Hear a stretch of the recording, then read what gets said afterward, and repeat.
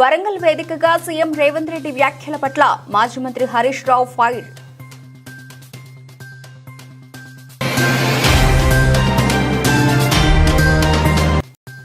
ఆంధ్రప్రదేశ్లో మొదలైన పెట్టుబడుల వరద, ఉద్యోగాల జాతర, 34,000 ఉద్యోగాలు కల్పించే 10 భారీ పరిశ్రమలకు అనుమతులు.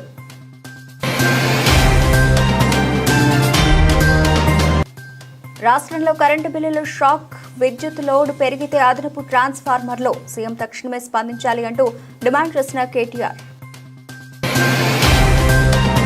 తెలంగాణ సర్కార్ మరో కీలక నిర్ణయం, హైబ్రిడ్ వాహనాలకు పన్ను రాయితీ చేస్తున్నామని ప్రకటన విడుదల చేసిన మంత్రి పొన్నం.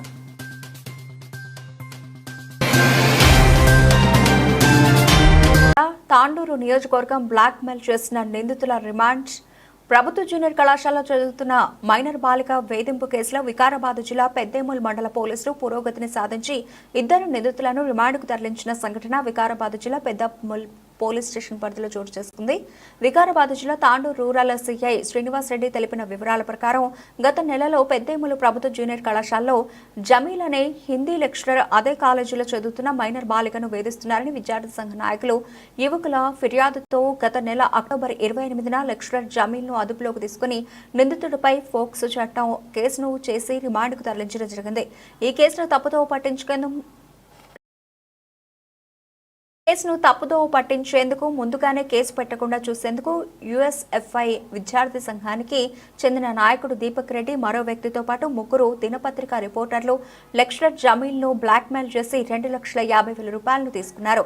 తనను బ్లాక్ మెయిల్ చేసి 2,50,000 రూపాయలు వసూలు చేశారని లెక్చరర్ జమీల్ పెద్దేముల్ పోలీస్ స్టేషన్లో ఫిర్యాదు చేయడం జరిగింది. ఈ ఫిర్యాదుతో కేసును దర్యాప్తు చేసిన పోలీసులు దీపక్ రెడ్డిని అదుపులోకి తీసుకుని విచారించగా దీపక్ రెడ్డి నేరాన్ని ఒప్పుకున్నాడు. దీంతో దీపక్ రెడ్డికి సహకరించిన ఇమ్రాన్ అనే వ్యక్తిని రిమాండ్కు తరలించారు. వీరితో పాటు అన్నీ తెలిసిన పత్రికా విలేకరులు ఈ కేసులో భాగస్వామ్యం కావడంతో గౌస్, ముకుల్, లక్ష్మారెడ్డి ఈ పత్రికల్లో పనిచేసే విలేకరులపై కేసు నమోదు చేసినట్లు తెలిపారు. ఈ 3 పత్రికా విలేకరులు పరారీలో ఉన్నట్లు పేర్కొన్నారు. ఈ కేసులో నిందితుడైన దీపక్ రెడ్డి ఇమ్రాన్ల నుండి 14,000 రూపాయల నగదును 3 సెల్ ఫోన్లను స్వాధీనం చేసుకుని రిమాండ్కు తరలించినట్లు సిఐ శ్రీనివాస్ రెడ్డి తెలిపారు.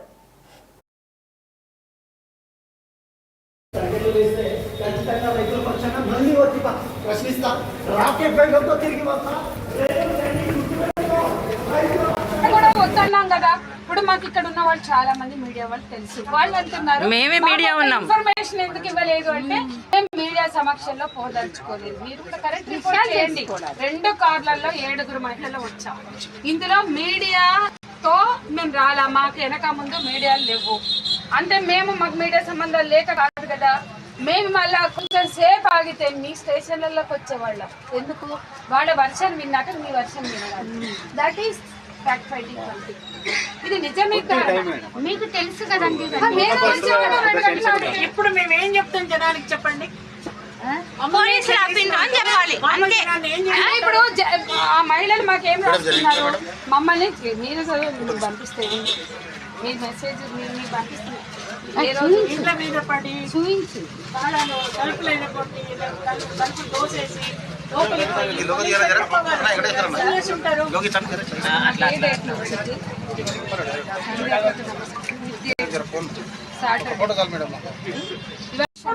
మేము మీడియా కూడా వద్దన్నాం కదా.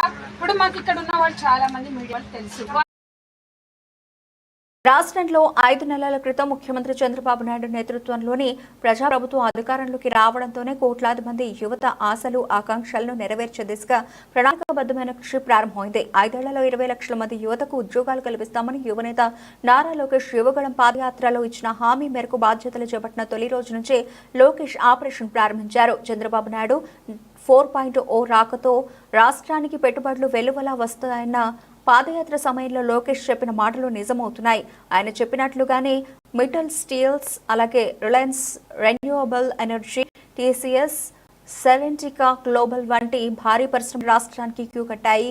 ఉద్యోగాల కల్పన సబ్ కమిటీ చైర్మన్ గా మంత్రి లోకేష్ చేసిన ప్రయత్నాలు సఫలీకృతమయ్యాయి. ఆదిత్య మిట్టల్తో ఒక వీడియో కాన్ఫరెన్స్ ద్వారా రాష్ట్రంలో భారీ పెట్టుబడులకు ఆ సంస్థను ఒప్పించారు. ముంబైలో రిలయన్స్ అధినేతలు ముఖేష్ అంబానీ, అనంత్ అంబానీలతో చర్చలు జరిపి బయో ఇంధన రంగంలో 65,000 కోట్ల రూపాయల పెట్టుబడులకు వారిని ఒప్పించారు. టీసీఎస్ చైర్మన్ చంద్రశేఖరన్ తో కేవలం 45 నిమిషాల భేటీతో విశాఖలో 10,000 ఉద్యోగాలు కల్పించే టీసీఎస్ యూనిట్ ఏర్పాటుకు ఒప్పించారు. రాష్ట్రంలో ప్రజాప్రభుత్వం అధికారంలోకి వచ్చిన తర్వాత తొలిసారిగా ఈ రోజు రాష్ట్ర సచివాలయంలో ముఖ్యమంత్రి చంద్రబాబు నాయుడు సమక్షంలో జరిగిన స్టేట్ ఇండస్ట్రియల్ ప్రమోషన్ బోర్డు సమావేశంలో 85,000 కోట్ల రూపాయల విలువైన 10 భారీ పరిశ్రమల ఏర్పాటుకు అనుమతులతో పాటు భూములు కేటాయిస్తూ నిర్ణయం తీసుకున్నారు. ఈ రోజు సచివాలయంలో ముఖ్యమంత్రి అధ్యక్షతన జరిగిన ఎస్ఐపిబి సమావేశంలో 10 భారీ పరిశ్రమలకు అనుమతులు మంజూరు చేస్తూ నిర్ణయం తీసుకున్నారు. ఇందులో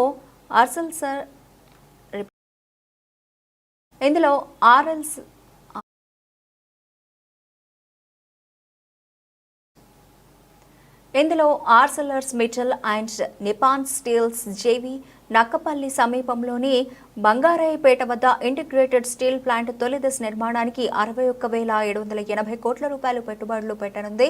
2029 నాటికి తొలి దశ పనులు పూర్తి చేసి 21,000 మందికి ఉద్యోగాలు కల్పిస్తోంది. యువతకు ఇచ్చే ఉద్యోగాల సంఖ్యను బట్టి ఆయా పరిశ్రమలకు ప్రోత్సాహకాలు ఇవ్వాలని సమావేశం నిర్ణయించింది. ఇటీవల రాష్ట్ర ప్రభుత్వం ప్రకటించిన పారిశ్రామిక పాలసీలకు అనుగుణంగా ఈ ప్రోత్సాహకాలు ఉంటాయి. భక్తుల పాలిట ఆపద్బాంధవుడు నారా లోకేష్. కేరళ పోలీసు అధికారులతో మాట్లాడిన మంత్రి నారా లోకేష్ టీం విడిచిపెట్టిన పోలీసులు భోజనాలు పెట్టి పంపారు. మంత్రి నారా లోకేష్ ఏపీ ప్రభుత్వం మీడియా ప్రతినిధులకు కృతజ్ఞతలు తెలిపిన అయ్యప్ప భక్తులు వారి రాష్ట్రం కాదు, అక్కడి భాష తెలియదు, వారికి ఉన్నదల్లా అయ్యప్ప స్వామి పట్ల భక్తి.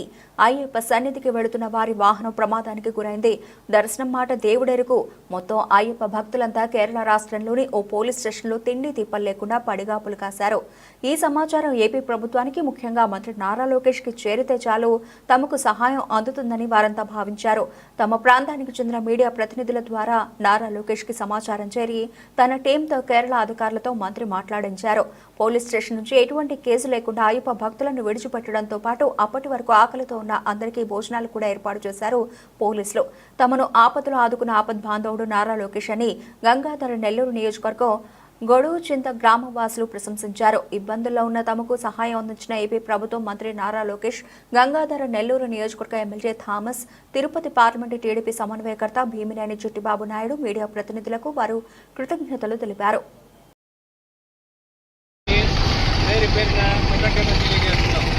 తక్షణమే స్పందించి మా ఆపదను ఆదుకొని మాకు భోజనం ఏర్పాటు చేసినటువంటి లోకేష్ గారికి మరియు ఇతర వారి అధికార బృందానికి కృతజ్ఞతలు తెలియజేస్తున్నాం.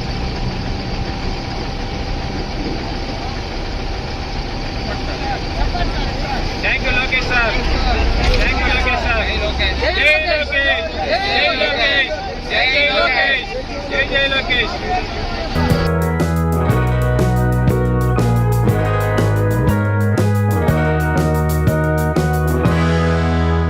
హైదరాబాద్ నగరంలో అదనంగా విద్యుత్ వినియోగం పెరిగిందంటూ దానికి ప్రజలే వ్యక్తిగతంగా ట్రాన్స్ఫార్మర్లు ఏర్పాటు చేసుకోవాలని పెద్ద ఎత్తున జనంపై భారం మోపే ప్రభుత్వ చర్యపై భారత రాష్ట్ర సమితి వర్కింగ్ ప్రెసిడెంట్ కేటీఆర్ మండిపడ్డారు. నగరంలోని అపార్ట్మెంట్ సముదాయాల్లో విద్యుత్ వినియోగం 20 కిలోవాట్స్ దాటితే ఆయా అపార్ట్మెంట్ వాసులు సొంతంగా ట్రాన్స్ఫార్మర్ను ఏర్పాటు చేసుకోవాలని టీఎస్ఎస్ పీడీసీఎల్ నోటీసులు ఇస్తూ ఉండడంపై కేటీఆర్ ఆగ్రహం వ్యక్తం చేశారు. పెరిగిన విద్యుత్ వినియోగానికి అనుగుణంగా నిర్వహణ చేతగాక ఈ ప్రభుత్వం ప్రజలపై భారం వేసే తుగ్లక్ చర్యకు పూనుకుందని ధ్వజమెత్తారు. దీనిపై ప్రజల నుంచి తీవ్ర వ్యతిరేకత వ్యక్తమవుతున్నప్పటికీ ప్రభుత్వం పట్టించుకోకపోవడం ఏంటని ప్రశ్నించారు. విద్యుత్ ట్రాన్స్ఫార్మర్ల విషయంలో ప్రజలపై ఎలాంటి భారం మోపకుండా వాటిని ప్రభుత్వమే ఏర్పాటు చేయాలని డిమాండ్ చేశారు. గతంలో ఎప్పుడూ లేని ఇలాంటి నిబంధన ఇప్పుడే ఎందుకు తీసుకొచ్చారంటూ నిలదీశారు. విద్యుత్ వినియోగం పెరిగితే ఆ భారం ప్రజలపై వేసే ఆలోచన చేయడం అంటే భవిష్యత్తులో వినియోగం కూడా పెరిగిందంటూ పైప్ లైన్లు, రోడ్లను కూడా ప్రజలనే వేసుకోమంటారా అని ప్రశ్నించారు. పెరిగిన అవసరాలకు అనుగుణంగా మౌలిక వసతుల కల్పన చేయాల్సిన బాధ్యత ప్రభుత్వానిదేనని రేవంత్ రెడ్డి సర్కారు మర్చిపోయినట్లుందని ఎద్దేవా చేశారు. 200 యూనిట్ల వరకు ఉచిత విద్యుత్ ఇస్తారని ఆశపడి ఓట్లేసినందుకు ప్రజలకు షాక్ ఇస్తున్నారని కేటీఆర్ మండిపడ్డారు. 300 కోట్ల రూపాయలు ప్రజల జేబులకు చిల్లు పెట్టాలన్న దుర్మార్గపూరిత ఆలోచనను వెంటనే విరమించుకోవాలని కేటీఆర్ డిమాండ్ చేశారు. కాంగ్రెస్ ప్రభుత్వం ఏర్పాటైన నాటి నుంచి ప్రజలకు శిక్ష వేస్తున్నారని ధ్వజమెత్తారు. ఇప్పటికే లోడు పెరిగిందంటూ అప్రకటిత కరెంటు కోతలతో ప్రజలు ఇబ్బందులు పడుతున్నారని ఈ సందర్భంగా ప్రజల సమస్యను కేటీఆర్ ప్రస్తావించారు. కరెంటు కోతలపై ప్రశ్నిస్తే ట్రాన్స్ఫార్మర్లు ఏర్పాటు చేసుకోవాలంటూ నిర్లక్ష్యంగా సమాధానమిస్తున్నారని, నోటీసులు కూడా ఇస్తూ ప్రజలను ఆందోళనకు గురి చేస్తున్నారని చెప్పారు. ఎట్టి పరిస్థితుల్లో ప్రభుత్వం చర్యకు సమర్థించలేదని కేటీఆర్ అన్నారు. మున్సిపల్ శాఖ, విద్యుత్ శాఖ తన వద్దనే పెట్టుకున్న ముఖ్యమంత్రి వెంటనే ఈ అంశంపై స్పందించాలని కేటీఆర్ కోరారు. ప్రజలపై భారాన్ని మోపే నిర్ణయాన్ని తీసుకోకపోతే బాధిత ప్రజలతో కలిసి పోరాటం చేస్తామని హెచ్చరించారు.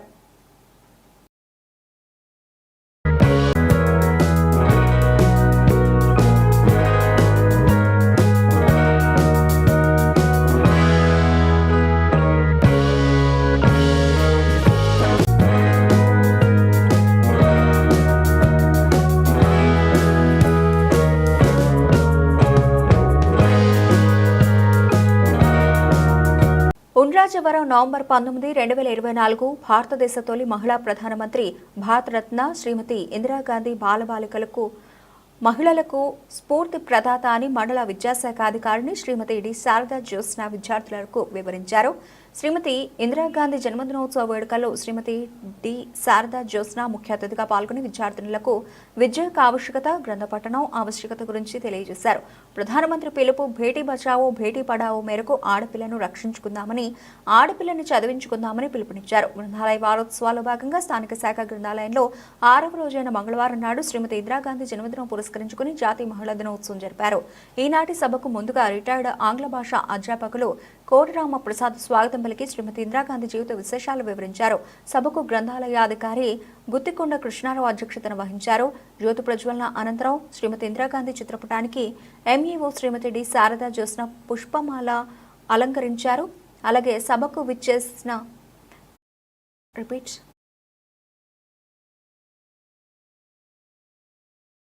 విచ్చేసిన మరొక ముఖ్య అతిథి తణుకు ప్రభుత్వ డిగ్రీ కళాశాల రిటైర్డ్ ప్రిన్సిపల్ శ్రీమతి బోయపాటి రామలక్ష్మి మరియు కోట రామప్రసాద్, గ్రంథాలయాధికారి గుత్తికొండ కృష్ణారావు, శ్రీమతి గుత్తికొండ శ్రవంతి శ్రీమతి ఇందిరాగాంధీ చిత్రపటానికి పుష్పాంజలి ఘటించారు. కార్యక్రమంలో ఇలపకుర్తి జగదీష్, శ్రీమతి తణుకు లక్ష్మి, వి నరేష్ ప్రభుత్వలో విద్యార్థులు పాల్గొన్నారు.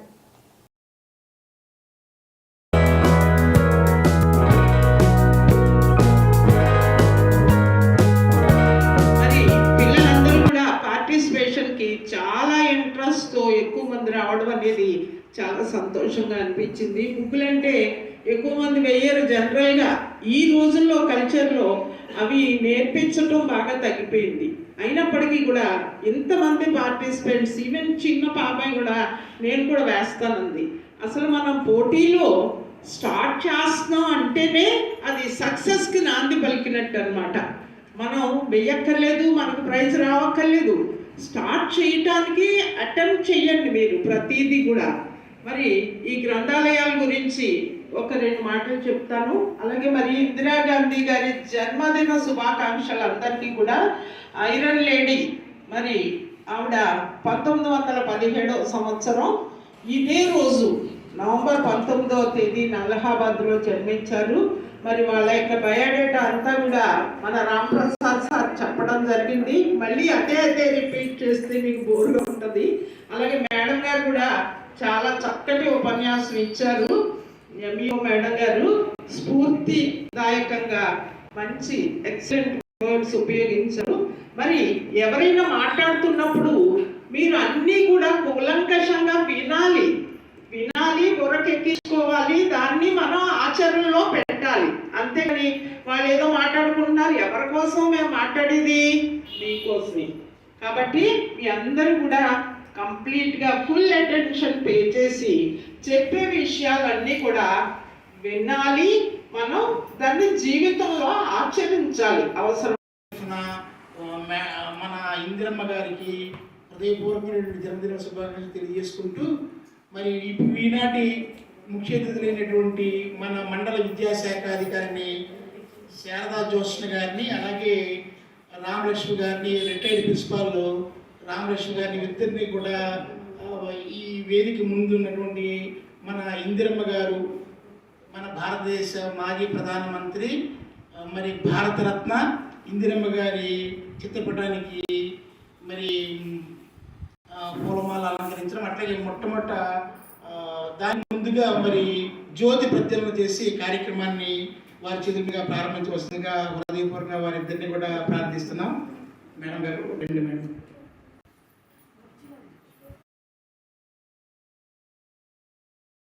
తమకు న్యాయం చేస్తాడని, తమ కష్టాల్లో పాలు పంచుకుంటాడని నమ్మి గెలిపించుకున్న వ్యక్తి తమకు ఇప్పుడు కష్టాలు కలిగిస్తున్నాడని 22వ వార్డు చిరు వర్తకులు వాపోయారు. 22వ జీవీఎంసీ కార్పొరేటర్ పీతల మూర్తి యాదవ్ దురాగతాలపై 22వ వార్డు చిల్లర ఉత్తరంలో జీవీఎంసీ గాంధీ విగ్రహం వద్ద నిరసన వ్యక్తం చేశారు.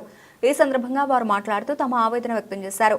గత 30 సంవత్సరాల నుంచి తాము అక్కడే షాపులు పెట్టుకుని జీవనం కొనసాగిస్తున్నామని, తాము నమ్ముకున్న తమ కార్పొరేటర్ తమని నట్టేట ముంచేశాడని వారు వాపోయారు. తమ కార్పొరేటర్ పూర్తిగా తమ బతుకులను చిందరవందర చేశారని, తాము బతుకుతున్న షాపులను సైతం పూర్తి స్థాయిలో తమకు లేకుండా చేశాడని వారు వాపోయారు. ఈ విషయంపై తమని అధికారులు, ప్రజలు ఆదుకోవాలని కోరారు. రోడ్లపైన పెద్ద పెద్ద షాపింగ్ కాంప్లెక్స్ కు, అలాగే పార్కింగ్లకు పేరుతో రోడ్లను ఆక్రమించిన వారికి వర్తించని చట్టాలు మాకే వర్తిస్తాయని వారు ప్రశ్నించారు. కొనసాగించాలి. కార్పొరేటర్ పీతల మూర్తి యాదవ్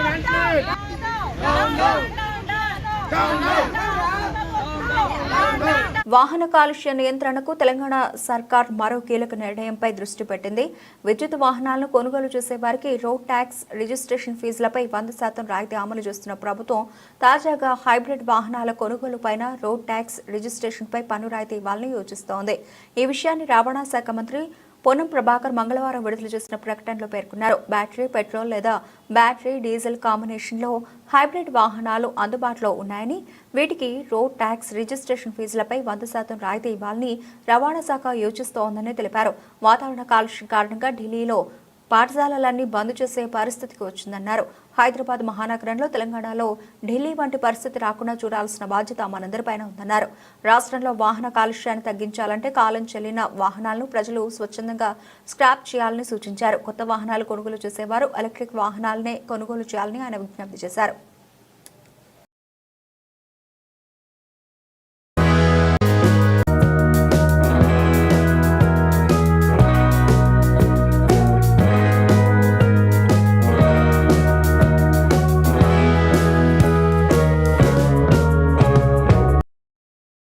కొనసాగుతున్న సామాజిక, ఆర్థిక, విద్యా, ఉద్యోగ, రాజకీయ కులగణంలోని నేటి వరకు 83,63,64,331 నివాసాలలో సర్వే పూర్తయిందని, దేశానికి ఆదర్శవంతంగా అయ్యే విధంగా నిర్వహిస్తున్న ఈ సమగ్ర ఇంటింటి సర్వేలో మొత్తం 1,14,14,349 నివాసాలలో నేటి వరకు 83.64 లక్షలలో 72% సర్వే పూర్తయింది. నవంబర్ 6వ తేదీనే ప్రారంభమైనటువంటి ఈ సర్వేను జాప్యం లేకుండా సకాలంలో పూర్తి చేయడానికి కృషి చేయాలని రాష్ట్ర ప్రభుత్వం ప్రధాన కార్యదర్శి అధికారులను ఆదేశించారు.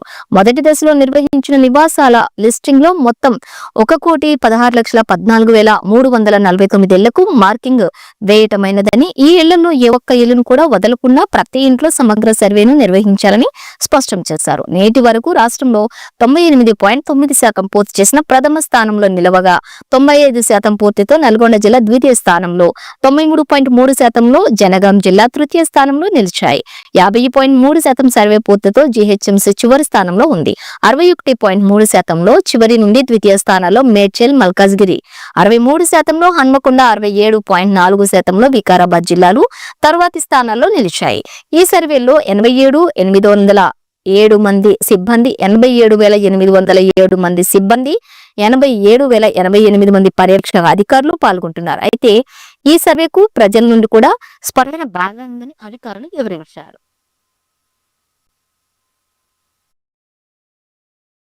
వరకు వెనుకబడిన తరగతుల స్థితిగతులు బహిరంగ విచారణ జరిగింది. అంతకుముందు కమిషన్ శ్రీ లక్ష్మీ నరసింహస్వామి వారిని దర్శించుకున్నారు. ఆలయ అర్చకులు, వేద పండితులు పూర్ణ కుమ్మతో స్వాగతం పలికారు మరియు తీర్థ ప్రసాదాలను కూడా అందజేశారు. ఇందులో దాదాపుగా 6 నుండి 800 మంది వరకు పాల్గొనడం జరిగింది. ప్రజలు, వివిధ కుల సంఘాలు మరియు రాజకీయ నాయకులు తమ తమ దరఖాస్తులను సమర్పించడం జరిగింది. బహిరంగ విచారణలోని బాలసాని లక్ష్మీనారాయణ, మాజీ శాసన మండలి సభ్యులు పాల్గొని వారి యొక్క సలహాలు, సూచనలు అందించడం జరిగింది. జిల్లాలో వారీగా అందించిన దరఖాస్తులు: ఖమ్మం 64, 4, భద్రాద్రి కొత్తగూడెం 15, మొత్తం 79 వినతులు, సలహాలు, సూచనలు అఫిడవిట్ రూపంలో కమిషన్ కి సమర్పించడం జరిగింది. ఈ వినతుల్లో భాగంగా మొత్తంగా బీసీలకు జనాభా దామాషాలో రిజర్వేషన్లను కల్పించాలని విన్నవించడం జరిగింది.